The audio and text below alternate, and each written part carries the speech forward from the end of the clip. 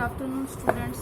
आज हम करेंगे हमारा नेक्स्ट चैप्टर 3 तक कंप्लीट हो गया है।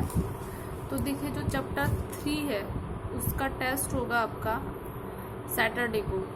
ठीक है, सैटरडे को आपका पूरा जो कंप्लीट चैप्टर है 3rd है उसका टेस्ट होगा। सो आप सभी रेडी होंगे चैप्टर 3rd के साथ। सैटरडे को टाइमिंग आपको भेज दी जाएगी कि इतने बजे आपका पेपर होगा और आपको टाइम लिमिट भी दी जाएगी कि इतने में ही आपको वो सेंड करना होगा आपका जो टेस्ट है वो। तो वो मैं कल आपको बता दूंगी कि कितने बजे आपका जो सैटरडे को टेस्ट है वो टाइमिंग रहेगी, उसी के ड्यूरिंग आपको वो टेस्ट है वो मुझे फॉरवर्ड करना होगा। तो स्टार्ट करते हैं नेक्स्ट चैप्टर। देखिए चैप्टर 4 है वो कंस्ट्रक्शन का है, तो अभी के लिए छोड़ देते हैं कंस्ट्रक्शन। ठीक है, अब आज चैप्टर स्टार्ट करेंगे चैप्टर 5 करवाएंगे वो भी चैप्टर। आपको वरी करने की ज़रूरत नहीं है कि चैप्टर 4 है वो छोड़ दिया स्किप हो गया, ऐसा कुछ नहीं है। पहले डाटा हैंडलिंग है वो आपके लिए इजी है, 7th क्लास में भी आपने पढ़ा है और वैसे भी इजी टॉपिक है ये। तो हम इसी के साथ स्टार्ट करते हैं। तो देखिए डाटा हैंडलिंग या डेटा हैंडलिंग का क्या मतलब होता है। डेटा का मतलब आपको पता है कि इंफॉर्मेशंस जो भी आप किसी भी कंट्री के बारे में, स्कूल के बारे में, किसी पर्सन के बारे में, किसी ऑब्जेक्ट के बारे में जो भी इंफॉर्मेशन कलेक्ट करते हो वही डाटा कहलाता है। अब हैंडलिंग से क्या मतलब है कि आपने उस डेटा को कैसे हैंडल करा है। हैंडल का मतलब होता है उसके अंदर बहुत सारी चीज़ें आती है। देखो जो डाटा हैंडलिंग है उसका जो ब्रॉड सेंस के अंदर मीनिंग होता है कि आपने डेटा को कैसे कलेक्ट करा, उस डेटा को आप ऑर्गेनाइज कैसे कर रहे हो। ठीक है, ऑर्गेनाइज करने का मतलब होता है उसको असेंडिंग। अगर आपके पास नंबर डेटा है तो आपको आप उसको असेंडिंग या डिसेंडिंग ऑर्डर में उसके ग्रुप बना के आपने उसको कैसे संभाल के रखा है, कैसे ऑर्गेनाइज करा है, वो चीज़ भी डाटा हैंडलिंग में आ जाती है।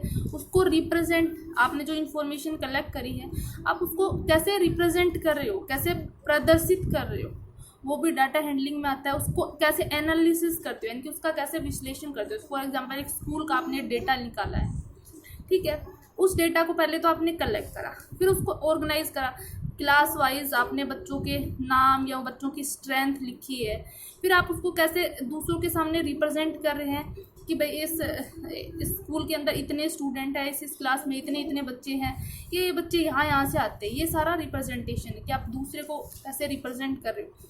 फिर एनालिसिस करते हो कि आपने मतलब एनालिसिस करा कि अच्छा इस गांव से ज़्यादा बच्चे आ रहे हैं, या इस क्लास के बच्चे हैं वो पढ़ाई में ज़्यादा इंटेलिजेंट है, या इस क्लास के बच्चे कम है। तो उस तरह का विश्लेषण कर सकते हो आप। एनालिसिस का मतलब होता है विश्लेषण करना, और वो आप किसी भी तरह से आप है वो एनालाइज कर सकते हो अलग अलग बेसिस के ऊपर। ठीक है, तो वो सब भी किस में आ जाता है, डाटा हैंडलिंग में। और इंटरप्रेटिंग डेटा कि आप फिर कैसे उसको आपने उसको एनालाइज कर लिया, उसके बाद आप उसको किस तरह से इंटरप्रेट करते हैं, उसकी कैसे व्याख्या करते हैं, उसका कैसे वर्णन करते हैं। तो ये सारी टर्म है वो किसके अंदर आ जाती है, डेटा हैंडलिंग के अंदर। तो ये सब पढ़ेंगे हम डेटा हैंडलिंग के अंदर। तो डेटा कलेक्शन है इंफॉर्मेशंस का कोई डेफिनेट पर्पस के लिए in the form of number is called data. ठीक है, रो डेटा जैसा आपने डेटा कलेक्ट करा है, ठीक है, वो ओरिजिनल फॉर्म के अंदर उसको बोलते हैं रो डेटा। ठीक है, जब आप उसको असेंडिंग डिसेंडिंग में कर लेते हैं तो उसको बोलते हैं एरीड डाटा। ठीक है, अरेंज कर लिया। उसके बाद आता है हमारे पास ऑब्जर्वेशंस, क्या किसको कहेंगे। तो इसके अंदर देखो एग्जांपल है कि 10 स्टूडेंट्स के मार्क्स हैं मैथ क्विज के अंदर, वो इतने मार्क्स आए हैं। तो ये जो सभी मार्क्स है ईच स्टूडेंट्स के, इनको हम बोलते हैं ऑब्जर्वेशंस। ठीक है, 5 आया है, 12 आया है, 7, 11, 0, 9, ये सभी क्या है, ऑब्जर्वेशंस होती है। अब इन रेंज एक वर्ड सुना होगा, रेंज, आपने 7th क्लास में। तो ये जो आपके ऑब्जर्वेशन है, इन ऑब्जर्वेशन में एक हाईएस्ट वैल्यू कितना है 28 और लोवेस्ट वैल्यू कितना है 0। इनका जो डिफरेंस होगा वो क्या कहलाएगा, रेंज। देखिए आपने मीन, मोड, मीडियन है ये सभी पढ़ा होगा 7th क्लास में, हम उस पर भी आएंगे धीरे धीरे, लेकिन अभी पहले रेंज। उसके बाद फ्रीक्वेंसी और आता है एक टर्म, फ्रीक्वेंसी। तो फ्रीक्वेंसी का मतलब इस डेटा के अंदर 20 है, कितने टाइम्स आया है, 1 टाइम आया तो 20 की फ्रीक्वेंसी क्या हो गई, 1 टाइम 1। 18 कितनी बार आ रहा है, 1, तो ये भी 1। 28 की कितनी बार आया, 1 टाइम, तो 28 की फ्रीक्वेंसी क्या हो गई, 1। तो किसी भी डेटा के अंदर कोई ऑब्जर्वेशन है कितने टाइम आ रही है, वो ही उस ऑब्जर्वेशन की क्या कहलाएगी, फ्रीक्वेंसी कहलाएगी। ठीक है, तो देखिए डेटा हैंडलिंग के अंदर हमने बता दिया कि ये जो सारी चीज़ें हैं डेटा हैंडलिंग के अंदर आती हैं। डेटा हैंडलिंग के अंदर जो वर्चुअल रिप्रेजेंटेशन है डेटा का is of major importance at the school level. आपने जो डेटा इकट्ठा करा है उसका जो विजुअल रिप्रेजेंटेशन, ठीक है, विजुअल मतलब जो हमें आँखों से दिखाई दे, वैसे अगर हम उसको रिप्रेजेंट करेंगे तो उसका मतलब ज़्यादा फायदा है स्कूल लेवल के ऊपर। क्यों? क्योंकि आपके पास ओल्ड वर्ड ऑफ विजडम, बुद्धि के जो पुराने शब्द है वो क्या कहते हैं, ए पिक्चर इज वर्थ 1000 वर्ड, यानी कि 1000 शब्दों से बेहतर है एक पिक्चर। ठीक है, आप किसी को किसी चीज़ के बारे में आप उसको 1000 शब्द बता दो तब भी वो समझ नहीं आएगा, बस उसको एक पिक्चर दिखा दो वो समझ जाएगा।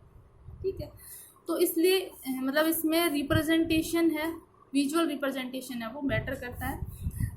तो जब हम डेटा कलेक्ट करेंगे और हमारे पास एक अनग्रुप डाटा होगा और एक है वो जो हम उसको ग्रुप फ्रीक्वेंसी डिस्ट्रीब्यूशन टेबल, ठीक है, यानी कि डेटा को आप ग्रुप में ऑर्गेनाइज कर लोगे तो ग्रुप डेटा, और उस डेटा को आपने बिना ग्रुप के ही ऑर्गेनाइज कर रखा है या बिना ऐसे ही छोड़ रखा है तो वो अनग्रुप डेटा हो जाएगा।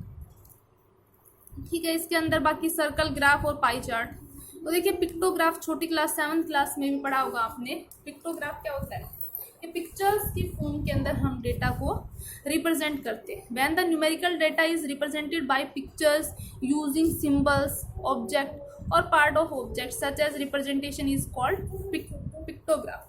ठीक है, यानी कि जब नंबर्स को आप पिक्चर्स की फॉर्म में रिप्रेजेंट करते हैं तो हो जाता पिक्टोग्राफ। जैसे यहाँ पे देखिए ये क्या है, 1985 से 87, 87 से 89, 89 से 91, 91 से 93 और 93 से 95।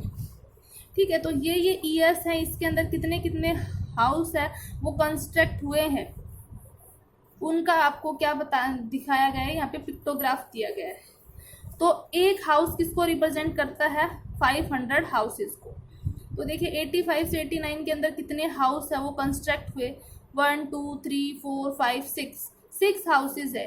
एक हाउस 500 को रिप्रेजेंट करता है तो 6 किसको कितने को करेगा, 3000 को। अब 87 से 89 में 1 2 3 4 एंड हाफ, 4 एंड हाफ को उसने बोला कि हाफ का मतलब होता है कि 250 हाउसेज। तो देखिए 4 तो ये कंप्लीट है, 4 को 500 से मल्टीप्लाई करोगे तो 2000, और ये आधे का मतलब होता है 250, तो 2250। तो इस तरह आपने ग्राफ बनाए होंगे छोटी क्लास के अंदर, 6th क्लास के अंदर। तो इन ग्राफ को हम क्या बोलते हैं, पिक्टोग्राफ बोलते हैं। नेक्स्ट आता बार ग्राफ। बार ग्राफ भी क्या है, एक पिक्टोरियल रिप्रेजेंटेशन है न्यूमेरिकल डेटा की। न्यूमेरिकल यानी कि आपने जो डेटा नंबर्स के फॉर्म में कलेक्ट करा है उसका पिक्चर की फॉर्म में रिप्रेजेंटेशन। लेकिन इसके अंदर जो पिक्चर्स होंगी वो कैसी होंगी, वो बार की फॉर्म में होंगी, और उन बार की जो विड्थ है, चौड़ाई है, वो इक्वल होगी, लेकिन उनकी हाइट है वो कम ज़्यादा होगी। ठीक है, हाइट किस पे डिपेंड करेगी, उसके ऑब्जर्वेशन पे डिपेंड करेगी। ठीक है, उसके स्कोर पे डिपेंड करेगी, और इनके बीच का जो स्पेस है वो भी क्या सा होगा, इक्वल होगा। बार ग्राफ का यूज हम करते हैं कंपेयरिंग अमोंग कैटेगरीज। ठीक है, कैटेगरीज को कंपेयर करने के लिए बार ग्राफ का यूज करते हैं। जैसे देखिए ये एक बार ग्राफ है, वेट ऑफ द स्टूडेंट्स के वेट का। ठीक है, तो ये नंबर ऑफ स्टूडेंट्स और ये वेट इन केजी, 35 40 42 46 50 और 55। तो 35 केजी वाले स्टूडेंट कितने हैं, 2। देखिए इस ग्राफ को देख के आप पहचान सकते हैं, फाइंड आउट कर सकते हैं कितने स्टूडेंट्स हैं जिनका वेट 46 है। तो देखो ये 46 वेट है, नंबर ऑफ स्टूडेंट्स कितने हैं, यहाँ से सीधे जाएंगे 8, तो 8 स्टूडेंट्स का वेट है वो कितना है, 46। ठीक है, बताने की जरूरत नहीं पड़ी, पिक्चर से आप समझ गए कि 46 वेट वाले बच्चे कितने हैं, 8 स्टूडेंट। ठीक है, तो इस फॉर्म के अंदर जब हम डेटा को रिप्रेजेंट करते हैं, तो ये फॉर्म क्या कहलाती है, बार ग्राफ कहलाती है। ठीक है, ये है हमारे बार रेक्टेंगल्स की फॉर्म में। इनकी विड्थ है ये इक्वल है और इनके बीच का स्पेस भी इक्वल होगा। इनकी हाइट कम ज़्यादा होगी, वो डिपेंड करेगी किस पे, ऑब्जर्वेशन पे। ठीक है, ये हमारे पास वर्टिकल बार ग्राफ, क्योंकि हमारे जो बार हैं वो क्या है, वर्टिकल्स हैं, ऐसे खड़े हुए हैं। और ये है हमारे पास हॉरिजॉन्टल बार ग्राफ, इसके अंदर ऐसे लेटे हुए हॉरिजॉन्टली है ये है।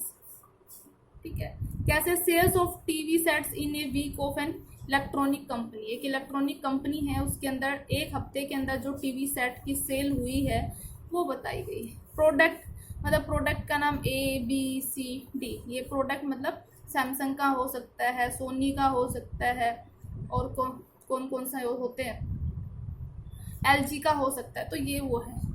तो ए वाले जो कितने टीवी सेट सेल हुए हैं 10, बी प्रोडक्ट वाले कितने हुए हैं 25, सी वाले 5 ही, और डी वाले कितने हुए हैं 50। तो ये आपको यहाँ से ये बताता है। उसके बाद आएगा डबल बार ग्राफ, तो बाकी हम नेक्स्ट करेंगे। आज इतना ही।